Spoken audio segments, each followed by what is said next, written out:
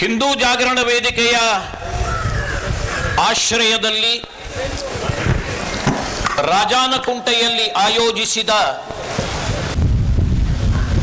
ಸಭೆಯ ಸ್ಥಳವನ್ನು ಬದಲಾಯಿಸುವುದಕ್ಕೆ ಮೊಟ್ಟ ಮೊದಲಿಗೆ ನನ್ನ ವಿರೋಧ ಇದೆ.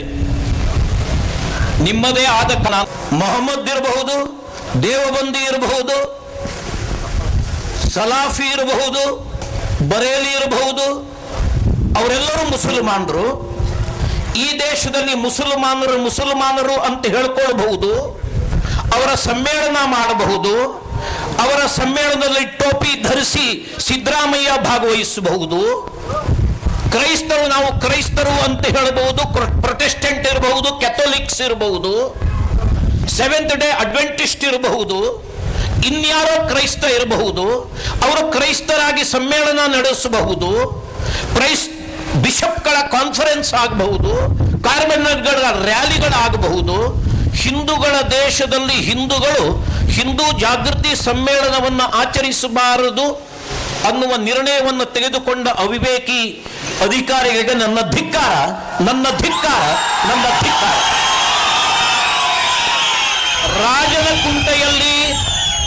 ರಾಜನಕುಂಟೆಯಲ್ಲಿ ಅಂತಹ ಪರಿಸ್ಥಿತಿ ಏನಿತ್ತು? ಅರೆ, ನಿಮಗಿಂತ 10 ಪಟ್ಟು ಕಾನೂನಿಗೆ ಗೌರವ ಕೊಡುವವರು ನೀವು. ನಾವು ಕಾನೂನನ್ನು ಉಲ್ಲಂಘಿಸಿದ ಉದಾಹರಣೆಯೇ ಇಲ್ಲ. ರಾಜನಕುಂಟೆಯಲ್ಲಿ ಅಂತಹ ಅನಾಹುತದ ಪರಿಸ್ಥಿತಿ ಏನಿತ್ತು? ಒಬ್ಬ 10 ಜನ ಕಾನ್ಸ್ಟೇಬಲ್ಗಳ ಕೈಯಲ್ಲಿ ನಿಭಾಯಿಸುವ ಪರಿಸ್ಥಿತಿ ಇವತ್ತು ರಾಜನಕುಂಟೆಯಲ್ಲಿದೆ. ಅಂತಹ ಅನಾಹುತ ಅಲ್ಲಿ ಏನೂ ಸಂಭವಿಸಿಲ್ಲ. ಪೊಲೀಸ್ ಆಕ್ಟ್ 35 ನಿರ್ಬಂಧ ಹಾಕಿಲ್ಲ ನೀವು. ಅಕಸ್ಮಾತ್ ಉದ್ವಿಗ್ನ ಪರಿಸ್ಥಿತಿ ಇದ್ದಿದ್ರೆ ಅಥವಾ ಕಾನೂನು ಸುವ್ಯವಸ್ಥೆಗೆ ಭಾರಿ ದೊಡ್ಡ ಆತಂಕ ಬರುವುದೇ ಇದ್ದಿದ್ರೆ ಅಲ್ಲಿ 144ನೇ ಸೆಕ್ಷನ್ ಅನ್ನು ಜಾರಿಗೆ ತರಬೇಕಾಗಿತ್ತು. ಆಗ ನಾನು ನಿಮ್ಮನ್ನು ಪ್ರಶ್ನೆ ಮಾಡ್ತಾ ಇರಲಿಲ್ಲ. ಉದ್ದೇಶಪೂರ್ವಕವಾಗಿ ಹಿಂದೂಗಳ ಹಕ್ಕನ್ನು ದಮನ ಮಾಡುವ ಧಾರ್ಷ್ಟ್ಯತನಕ್ಕೆ ನನ್ನ ಧಿಕ್ಕಾರ, ನನ್ನ ಧಿಕ್ಕಾರ, ನನ್ನ ಧಿಕ್ಕಾರ. ಒಪ್ಪುವುದಿಲ್ಲ, ಇದನ್ನು ಒಪ್ಪುವುದಿಲ್ಲ, ಇದನ್ನು ಸಹಿಸುವುದೂ ಇಲ್ಲ. ಅರೆ, ಎಲ್ಲಿಯವರೆಗೆ ಭಾರತ ಸೆಕ್ಯುಲರ್ ರಾಷ್ಟ್ರವೋ ಅಲ್ಲಿಯವರೆಗೆ ಎಲ್ಲ ಮತ ಸಂಪ್ರದಾಯದವರಿಗೂ ಸಾರ್ವಜನಿಕವಾದ ಕಾರ್ಯಕ್ರಮವನ್ನು ನಡೆಸುವ ಅಧಿಕಾರ ಇದೆ. ಅದನ್ನು ಅಲ್ಲಗಳೆಯುವ ಅಧಿಕಾರ ಯಾವ ನನ್ನ ಮಕ್ಕಳಿಗೂ ಇಲ್ಲ, ಯಾವ ನನ್ನ ಮಕ್ಕಳಿಗೂ. ಪದದ ಬಳಕೆಯನ್ನು ನಾನು ಬಹಳ ಜಾಗೃತಿಯಿಂದ ಮಾಡ್ತಾ ಇದ್ದೇನೆ. ಅರೆ, ಹಿಂದೂಗಳ ಹಕ್ಕನ್ನ ಕಸಿದುಕೊಳ್ಳುವುದಕ್ಕಾಗಿಯೇ ನಿಮಗೆ ಸಂಬಳ ನೀಡುವುದು ಸಾಧ್ಯ ಇಲ್ಲ, ಒಪ್ಪುವುದಿಲ್ಲ, ಸಹಿಸುವುದಿಲ್ಲ. ಅಗತ್ಯ ಬಿದ್ದರೆ ಪ್ರಾಣವನ್ನು ತೆತ್ತಾದರೂ ಅದನ್ನು ಧಿಕ್ಕರಿಸುವ ಜಗದೀಶ್ ಕಾರಂತ್ ಇವನು. ಅದನ್ನು ಧಿಕ್ಕರಿಸುವ ಜಗದೀಶ್ ಕಾರಂತ್ ಇವನು. ಹಿಂದೂಗಳ ಜಾಗೃತಿ ಮಾಡಬಾರದೆ? ಆ ಹಿಂದೂಗಳಲ್ಲಿ ಈ SP ಬರ್ತಾನೆ, ಈ DYSP ಬರ್ತಾನೆ, ಈ ಕಾನ್ಸ್ಟೇಬಲ್ ಬರ್ತಾನೆ, ಈ ಸಬ್ ಇನ್ಸ್ಪೆಕ್ಟರ್ ಬರ್ತಾನೆ, ಆ ಮಹಿಳಾ ಪೇದೆ ಬರ್ತಾರೆ. ನಾವು ಬೇರೆ ಯಾವುದೇ ಹಿಂದೂಗಳ ಸಂಘಟನೆಗೆ ಹೊರಟಿಲ್ಲ, ನಿಮ್ಮೆಲ್ಲರನ್ನೂ ಸೇರಿದ ಹಿಂದೂಗಳ ಸಂಘಟನೆಗೆ ಹೊರಟಿರುವವರು ನಾವು. ಇದರಲ್ಲಿ ನನ್ನ ಹಿತ ಇಲ್ಲ, ಇದರಲ್ಲಿ ನನ್ನ ಹಿತ ಇಲ್ಲ, ನನ್ನ ಸುಖ ಇಲ್ಲ, ನನಗೆ ಇದರಿಂದ ಫಾಯಿದೆ ಇಲ್ಲ. ನಿಮ್ಮ ಮಕ್ಕಳ, ನಿಮ್ಮ ಮೊಮ್ಮಕ್ಕಳ, ನಿಮ್ಮ ಮರಿಮಕ್ಕಳ ಭವಿಷ್ಯತ್ತಿನ ಸಲುವಾಗಿ ಇವತ್ತು ನಾವು ಹಿಂದುತ್ವದ ಸಂಘಟನೆಗೆ ಹೊರಟಿದ್ದೇವೆ. ಕಿವಿ ತೆರೆದು ಕೇಳಿ, ಕಿವಿ ತೆರೆದು ಕೇಳಿ. ಹಿಂದುತ್ವದ ಕೆಲಸಕ್ಕೆ ಮಾಡುವ ಅಡ್ಡಿ ಈ ದೇಶಕ್ಕಲ್ಲ, ಈ ಸಮಾಜಕ್ಕೆ ಮಾಡುವ ದ್ರೋಹ, ಸಮಾಜಕ್ಕೆ ಮಾಡುವ ದ್ರೋಹ. ನಿಮಿತ್ತ ಮಾತ್ರವಾಗಿ ಸರ್ಕಲ್ ಇನ್ಸ್ಪೆಕ್ಟರ್, ನಿಮಿತ್ತ ಮಾತ್ರವಾಗಿ DYSP ನಮಗೆ ಮುಖಾಮುಖಿ ಮಾತನಾಡ್ತಾರೆ, ಕಾರ್ಯಕ್ರಮ ಮಾಡಬೇಡಿ ಅಂತಾರೆ. ನಾನು ಕೇಳ್ತೀನಿ, ಕಾರಣ ಏನು? ಅಂತಹ ಪರಿಸ್ಥಿತಿ ಏನು? ದಕ್ಷಿಣ ಕನ್ನಡ ಜಿಲ್ಲೆಯಲ್ಲಿ ಬಹಳ ದೊಡ್ಡ ಗಂಭೀರ ಪರಿಸ್ಥಿತಿ ಇದೆ. ಹಾಗಾದ್ರೆ ಗೌರಿಬಿದನೂರಿನಲ್ಲಿ ನಿನ್ನೆ ಸಾವಿರಾರು ಜನ ಸೇರಿ ಬೃಹತ್ ಕಾರ್ಯಕ್ರಮ ಮಾಡಿದ್ರಲ್ಲ, ಅಲ್ಲಿಯ ಎಸ್ಪಿಗೆ ಅಕ್ಕಲ್ಲಿರ್ಲಿಲ್ವೇ? ಅಲ್ಲಿಯ ಡಿವೈಎಸ್ಪಿಗೆ ತಲೆ ಇರಲಿಲ್ವೇ? ಆತ ನಿರ್ಬಂಧ ಹಾಕಲಿಲ್ಲ, ಆತ ನಿರ್ಬಂಧ ನಿಷೇಧ ಹೇರಲಿಲ್ಲ, ಅಡ್ಡಿಯನ್ನು ಪಡಿಸಲಿಲ್ಲ, ಕೊನೆಯ ಕ್ಷಣದವರೆಗೆ ಆತಂಕವನ್ನು ಹುಟ್ಟು ಹಾಕಲಿಲ್ಲ. ಇದರ ಹಿಂದೆ ಇರುವ ದುರುದ್ದೇಶ ಏನು? ಮಾತಾಡಬೇಡಿ. ಇದರ ಹಿಂದೆ ಇರುವ ದುರುದ್ದೇಶ ಏನು? ಇದು ಬೆತ್ತಲಾಗಬೇಕು, ಇದು ಬೆತ್ತಲಾಗಬೇಕು. ಒಪ್ಪುವವರು ನಾವಲ್ಲ. ಇರಬಹುದು ಕೆಲವು ಸಿದ್ದರಾಮಯ್ಯನವರ ಸಾಕು ನಾಯಿಗಳು ಅಲ್ಲೆಲ್ಲೋ ಕುಳಿತು, ಅಲ್ಲೆಲ್ಲಿಯೋ ಕುಳಿತು ಹಿಂದೂಗಳ ಭಾವನೆಯನ್ನು ಹತ್ತಿಕ್ಕುವ, ಹಿಂದೂಗಳ ಸ್ವಾತಂತ್ರ್ಯವನ್ನು ಹರಣ ಮಾಡುವ, ಹಿಂದೂಗಳ ಜೀವದ ಜೊತೆಗೆ ಚೆಲ್ಲಾಟವನ್ನು ಆಡುವ ಧೂರ್ತತನಕ್ಕೆ ಇಳಿದಿದ್ರೆ ಅದಕ್ಕೆ ಅಂಜುವವರು ಈ ಹಿಂದೂ ಜಾಗರಣ ವೇದಿಕೆಯವರಲ್ಲ. ಇಂತಹ ಸಿದ್ದರಾಮಯ್ಯಗಳನ್ನ, ಇಂತಿಂತಹ ಡ್ಯಾಶ್ಗಳನ್ನ, ಇಂತಿಂತಹ ಸಾಕು ನಾಯಿಗಳನ್ನ ಸಾಕಷ್ಟು ದಾಟಿ ಬಂದಿದ್ದೇವೆ, ಸಾಕಷ್ಟು ದಾಟಿ ಬಂದಿದ್ದೇವೆ. ನಮ್ಮ 30 ವರ್ಷದ ಸಾಮಾಜಿಕ ಬದುಕಿನಲ್ಲಿ, 30 ವರ್ಷದ ಸಾಮಾಜಿಕ ಬದುಕಿನಲ್ಲಿ ಎಂತಹ ಅಡ್ಡಿ, ಎಂತಹ ವಿರೋಧ, ಎಂತಹ ನಿರ್ಬಂಧ, ಎಂತಹ ನಿಷೇಧ, ಎಂತಹ ತಕರಾರನ್ನು ಹತ್ತಿಕ್ಕಿ ಬಂದ ಶಕ್ತಿ ಹಿಂದೂ ಜಾಗರಣ ವೇದಿಕೆ. ಇದನ್ನು ತುಳಿಯುವ, ಇದರ ಜೊತೆಗೆ ಆಟ ಆಡುವ ಯಾವ ದುಸ್ಸಾಹಸಕ್ಕೂ ಕೈ ಹಾಕಬೇಡಿ. ಏನು ಮಾಡ್ತೀರಿ ನಿಮ್ಮ ಜೀವನದಲ್ಲಿ? ಮೊಕದ್ದಮೆ 153 ಕೋಮು ಭಾವನೆಯ ಪ್ರಚೋದನೆ, 48 78 ಕೇಸ್ ಮುಗಿಸಿ ಆಯಿತು. ನಾನು ನನ್ನ ಜೀವನದಲ್ಲಿ 78 ಮುಗಿದೋಯ್ತು. ಆ ಮೂಲಕ ಈ ಹಿಂದೂ ಜಾಗರಣ ವೇದಿಕೆಯನ್ನ ಹತ್ತಿಕ್ಕುವ ಆಸೆ ನಿಮ್ಮದಿದ್ದರನ್ನ ಕೈ ಬಿಟ್ಟು ಬಿಡಿ. ಬಂಧುಗಳೇ, ನಾನು ಯಾರನ್ನೂ ದೂಷಿಸುವುದಿಲ್ಲ. ನಾನು ಆಗಲೇ ಉಲ್ಲೇಖ ಮಾಡಿದೆ, ಈ ಡಿವೈಎಸ್ಪಿ, ಈ ಸರ್ಕಲ್ ಇನ್ಸ್ಪೆಕ್ಟರ್ ನಿಮಿತ್ತ ಮಾತ್ರ. ಅಧಿಕಾರದಲ್ಲಿ ಇರುವಾಗ ಅವರು ಅನಿವಾರ್ಯವಾಗಿ ಇದನ್ನು ಒಪ್ಪಿಕೊಳ್ಳಬೇಕಾಗ್ತದೆ. ಅವರೇ ಇದಕ್ಕೆ ಕಾರಣ ಅಂತ ನಾನು ಭಾವಿಸುವುದಿಲ್ಲ. ಆದರೆ ಬಂಧುಗಳೇ, ಇದರ ಹಿಂದೆ ಇರುವ ಶಕ್ತಿ ಇದೆಯಲ್ಲ, ಇದನ್ನು ಹತ್ತಿಕ್ಕಬೇಕು. ಇದು ನಮ್ಮ ಕೆಲಸ. ಇದನ್ನು ಸಹಿಸಬಾರದು, ಯಾವ ಕಾರಣಕ್ಕೂ ಸಹಿಸಬಾರದು. ಇದು ಮೊದಲನೆಯ ಸಮ್ಮೇಳನ ನಮ್ಮದು. ಇನ್ನೊಂದು ತಿಂಗಳಿನಲ್ಲಿ ಇಡೀ ಬೆಂಗಳೂರು ಗ್ರಾಮಾಂತರ ಜಿಲ್ಲೆಯ 50,000 ಜನರನ್ನು ಸೇರಿಸುವ ಮೂಲಕ ನಿಮ್ಮ ತಾಕತ್ತನ್ನು ಪ್ರದರ್ಶನ ಮಾಡಿ. ನಮಗೆ ಸಂಘರ್ಷ ಬೇಕಾಗಿಲ್ಲ. ನಮ್ಮ ಎದುರಿನ ಇರುವ ಶತ್ರುವೇ ಬೇರೆ. ಅದನ್ನು ಬಿಟ್ಟು ನಾವು ಡಿಪಾರ್ಟ್ಮೆಂಟಿನ ವಿರುದ್ಧ ಶತ್ರುತ್ವವನ್ನು ಕಟ್ಟಿಕೊಂಡು ನಮಗೆ ಏನು ಆಗಬೇಕಾಗಿದ್ದಿಲ್ಲ. ಇದರರ್ಥ ನಾವು ಅವ್ರಿಗೆ ಹೆದರ್ತಾ ಇದ್ದೀವಿ ಅಂತಲ್ಲ. ಆದರೆ ಶತ್ರು ಬದಲಾವಣೆ ಆಗಬಾರದು. ಬಂಧುಗಳೇ,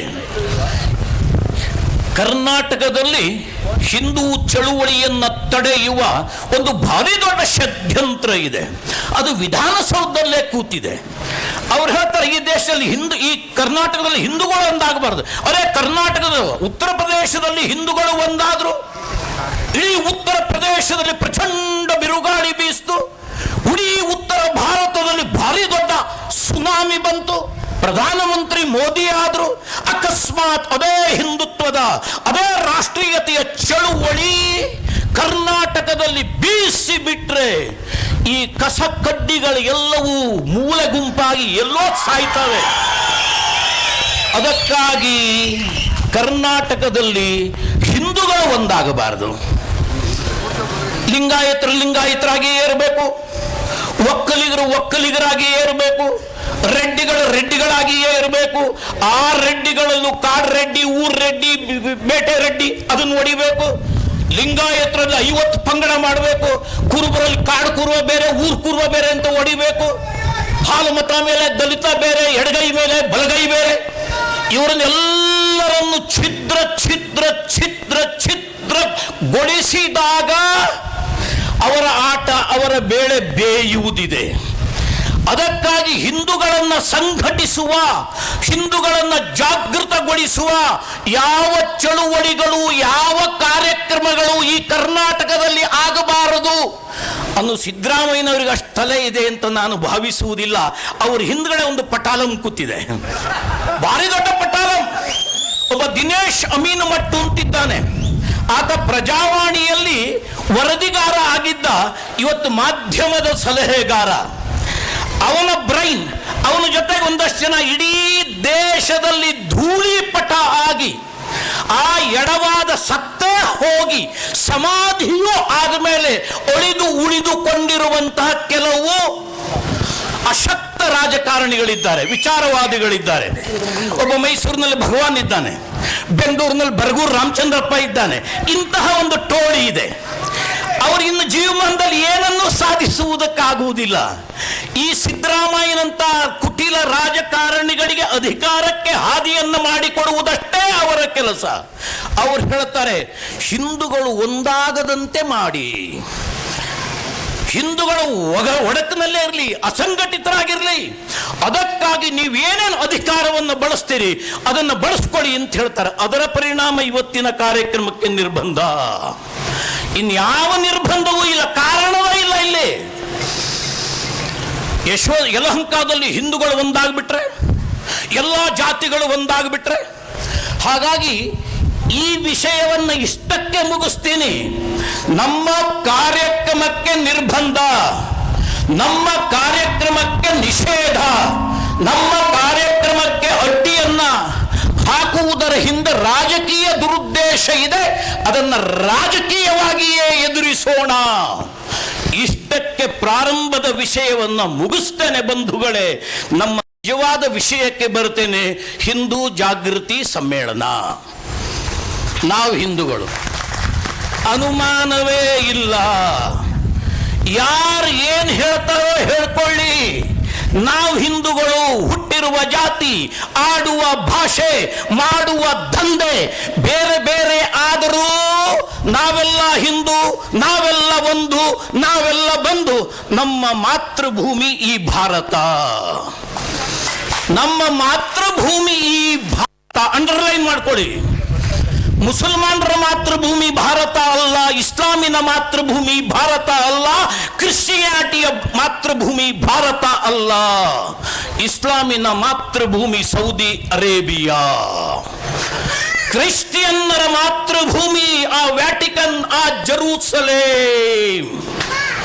ಆ ಮೊಹಮ್ಮದ್ ಪೈಗಂಬರ್ ಹುಟ್ಟಿದ್ದ ಅಲ್ಲಿ, ಇಸ್ಲಾಂ ಸ್ಥಾಪನೆ ಆಗಿದ್ದ ಅಲ್ಲಿ, ಅವರ ಮಕ್ಕ ಇರುವುದು ಅಲ್ಲಿ, ಅವರ ಮದೀನ ಇರುವುದು ಅಲ್ಲಿ, ಅವರ ಪೋಪ್ ಇರುವುದು ಅಲ್ಲಿ, ಅವರ ವ್ಯಾಟಿಕನ್ ಇರುವುದು ಅಲ್ಲಿ. ಅವರ ಮಾತೃಭೂಮಿ ಅದು, ಅವರ ಮಾತೃಭೂಮಿ ಅದು, ಅವರ ಮಾತೃಭೂಮಿ ಅದು. ಹಿಂದೂಗಳ ಮಾತೃಭೂಮಿ ಭಾರತ, ಭಾರತ, ಭಾರತ. ಐತಿಹಾಸಿಕ ಸತ್ಯ ಅಲ್ಲ, ಪೌರಾಣಿಕ ಸತ್ಯವೂ ಹೌದು, ಪೌರಾಣಿಕ ಸತ್ಯವೂ ಹೌದು. ಇದನ್ನ ಅರ್ಥ ಮಾಡಿಕೊಳ್ಳುವುದೇ ಹಿಂದೂ ಜಾಗೃತಿ.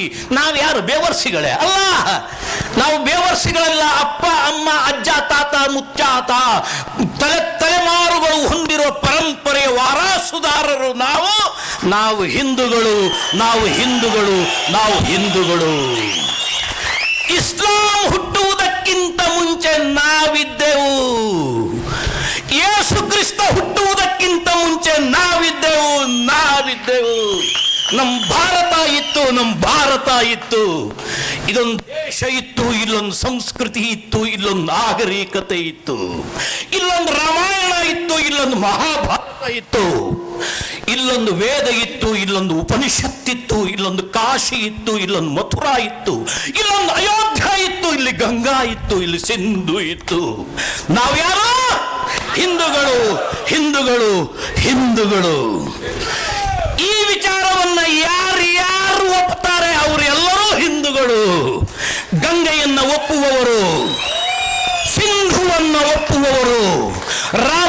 ಸ್ವೀಕರಿಸುವವರು, ಮಹಾಭಾರತವನ್ನು ಗೌರವಿಸುವವರು, ಆ ಕಾಶಿಗೆ ಶರಣಾಗತಿ ಆಗುವವರು. ಮತೀಯ ನೆಲೆಯಲ್ಲಿ ನಾನು ಹಿಂದುತ್ವವನ್ನು ಪ್ರತಿಪಾದಿಸ್ತಾ ಇಲ್ಲ. ಮತೀಯ ನೆಲೆಯಲ್ಲಿ ನಾನು ಹಿಂದುತ್ವವನ್ನು ಪ್ರತಿಪಾದಿಸ್ತಾ ಇಲ್ಲ ಬಂಧುಗಳೇ. ರಾಷ್ಟ್ರೀಯತೆಯ ನೆಲೆಯಲ್ಲಿ ನಾನು ಹಿಂದುತ್ವವನ್ನು ಹೇಳ್ತಾ ಇದ್ದೇನೆ. ಭಾರತ ಹಿಂದೂ ರಾಷ್ಟ್ರ, ಭಾರತ ಹಿಂದೂ ರಾಷ್ಟ್ರ, ಭಾರತವೇ ಹಿಂದೂ ರಾಷ್ಟ್ರ. ಯಾಕೆ? ಇಸ್ಲಾಂ, ನಾನು ಆಗಲೇ ಉಲ್ಲೇಖ ಮಾಡಿದಂತೆ, ಹೊರಗಿನಿಂದ ಭಾರತಕ್ಕೆ ಕಾಲಿಟ್ಟ ಒಂದು ಪರಕೀಯ ಮತ ಸಂಪ್ರದಾಯ. ಮಸೀದಿಯ ಮುಲ್ಲಾನನ್ನು ಕೇಳಿ, ಮೌಲ್ವಿಯನ್ನ ಕೇಳಿ, ಮದರ್ಸಾದಲ್ಲಿರುವ ಮೌಲ್ವಿಯನ್ನ ಕೇಳಿ, ನಿನ್ನ ಇಸ್ಲಾಂ ಹುಟ್ಟಿದ್ದೆಲ್ಲಿ? ಅವರ ಗ್ರಂಥ ಇದೆಯಲ್ಲ ಕುರಾನ್, ಅದು ಕನ್ನಡದಲ್ಲಿ ಪ್ರಿಂಟ್ ಆದದ್ದಲ್ಲ, ಅದು ಇಂಗ್ಲಿಷ್ನಲ್ಲಿ ಮುದ್ರಣ ಆದದ್ದಲ್ಲ. ಇವತ್ತಿಗೂ ಮುಸಲ್ಮಾನರು ಯಾವ ಕುರಾನನ್ನು ಓದ್ತಾರೆ ಅದು ಅರೇಬಿಕ್ ಭಾಷೆಯಲ್ಲಿರುವ ಕುರಾನ್. ಯಾವುದೇ ಮಸೀದಿಯ ಪಕ್ಕದಲ್ಲಿರುವ ಮದರ್ಸಾದಲ್ಲಿರುವ ಬೋರ್ಡ್ ನೋಡಿ, ಅರೇಬಿಕ್ ಮದರ್ಸಾ, ಅರೇಬಿಕ್ ಮದರ್ಸಾ. ಹೊರಗಿನಿಂದ ಬಂದ ಮತ ಸಂಪ್ರದಾಯದ ಜೊತೆಯಲ್ಲಿ, ಹೊರಗಿನಿಂದ ಬಂದ ಕ್ರೈಸ್ತ ಮತದ ಜೊತೆಯಲ್ಲಿ, ಆ ಇಸ್ಲಾಮಿನ ಜೊತೆಯಲ್ಲಿ ನಮ್ಮ ಹಿಂದುತ್ವವನ್ನು ತುಲನೆ ಮಾಡುವುದು, ತೂಕ ಮಾಡುವುದು ನಮಗೆ ಮಾಡುವ ಅನ್ಯಾಯ ಅಲ್ವೇ? ನಮಗೆ ಮಾಡುವ ದ್ರೋಹ ಅಲ್ವೇ? ಅವರ ಇರುವಿಕೆಯ ಬಗ್ಗೆ ನನ್ನ ತಕರಾರಿಲ್ಲ. ಇದನ್ನು ಸ್ಪಷ್ಟಪಡಿಸ್ತೇನೆ ನಾನು. ನಾವು ಹಿಂದೂಗಳು ವಲಸೆ ಬಂದ ಆ ಮತ ಸಂಪ್ರದಾಯಕ್ಕೆ, ಆ ಇಸ್ಲಾಮಿಗೆ ಮಸೀದಿಯನ್ನ ಕಟ್ಟುವುದಕ್ಕೆ ಜಾಗವನ್ನು ಕೊಟ್ಟವರು ನನ್ನ ಅಜ್ಜ. ಹೊರಗಿನಿಂದ ಬಂದ ಕ್ರೈಸ್ತ ಮತಕ್ಕೆ ಚರ್ಚುಗಳನ್ನು ಕಟ್ಟುವುದಕ್ಕೆ ಇಟ್ಟಿಗೆಯನ್ನು ಕೊಟ್ಟವನು ನನ್ನ ಮುತ್ತಾತ. ಅವರ ಇರುವಿಕೆಯ ಬಗ್ಗೆ ನನ್ನ ತಕರಾರಿಲ್ಲ. ನಿಮ್ಮ ತಾತನ ಕಾಲದಲ್ಲಿಯೋ ನಿಮ್ಮ ಮುತ್ತಾತನ ಕಾಲದಲ್ಲಿಯೋ ಯಾರೋ ಒಬ್ಬ ನಿಮ್ಮ ಹೊಲಕ್ಕೆ ಬಂದು ನಿಮ್ಮ ಮನೆಯ ಅಜ್ಜನ ಮೂಲೆಯಲ್ಲಿ ಇದ್ದ ಔಟ್ ಹೌಸ್ನಲ್ಲಿ ಬಾಡಿಗೆದಾರ ಆಗಿ ಅವನ ಸಂತತಿಯೇ ಇವತ್ತಿನವರೆಗೂ ಬಾಡಿಗೆಯಲ್ಲಿ ಉಳಿದಿದ್ರೆ ಅವನು ಮಾಲೀಕನೋ ಅವನು ಬಾಡಿಗೆದಾರನೋ? ಕನ್ಫ್ಯೂಷನ್ ಯಾಕೆ? ಅರೆ ಬಾಡಿಗೆದಾರನೇ, ಮನೆಯ ಮಾಲೀಕ ಮನೆಯ ಮಾಲೀಕನೇ.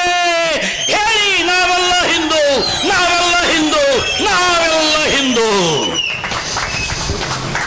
ಬದುಕುವುದಕ್ಕೆ ನಮ್ಮ ತಕರಾರಿಲ್ಲ.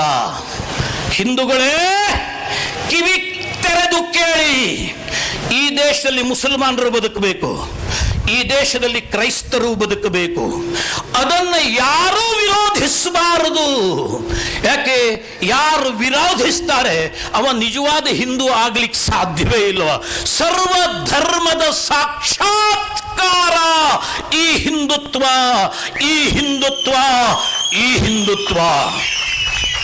ದುರ್ದೈವದಿಂದ ಬಂಧುಗಳೇ, ದುರಂತ ಏನಾಗಿದೆ ಅಂದ್ರೆ ಅದೇ ನಮಗೆ ಶಾಪ ಆಗಿಬಿಟ್ಟಿದೆ. ನಮ್ಮ ಉದಾರತೆ, ನಮ್ಮ ಸರ್ವಧರ್ಮ ಸಮನ್ವಯದ ಮಾನಸಿಕತೆ ಇವತ್ತು ನಮ್ಮನ್ನೇ ಕೊಲ್ಲುವ ಯುದ್ಧವಾಗಿ ಕನ್ವರ್ಟ್ ಆಗಿಬಿಟ್ಟಿದೆ.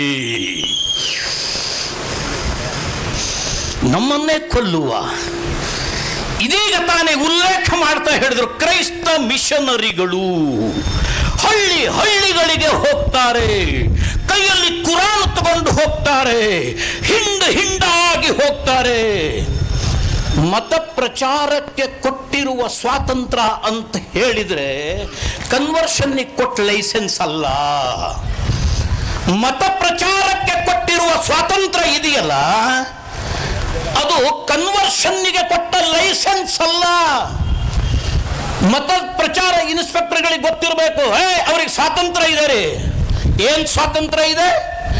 ಅವರ ಚರ್ಚಿನಲ್ಲಿ ಅವರು ಬೆತ್ತಲೆಯಾಗಿ ಯೇಸುವನ್ನ ಪ್ರಾರ್ಥಿಸಿ ಕುಣಿದು ಕುಪ್ಪಳಿಸಿದರೆ ನಮ್ಮ ತಕರಾರಿಲ್ಲ. ಬಟ್ಟೆ ಹಾಕೊಂಡು ಕುಣಿಲಿ, ಬಟ್ಟೆ ಹಾಕದೆ ಕುಣಿಲಿ, ನಮ್ದೇನು ವಿರೋಧ ಇಲ್ಲ. ಅವರವರ ಮನೆಗಳಲ್ಲಿ ಅವರು ತಲೆ ಕೆಳಗಾಗಿ ನಿಂತ್ಕೊಂಡು ಯೇಸುವನ್ನ ಪ್ರೇಯರ್ ಮಾಡಲಿ, ನಮ್ಮ ವಿರೋಧ ಇಲ್ಲ.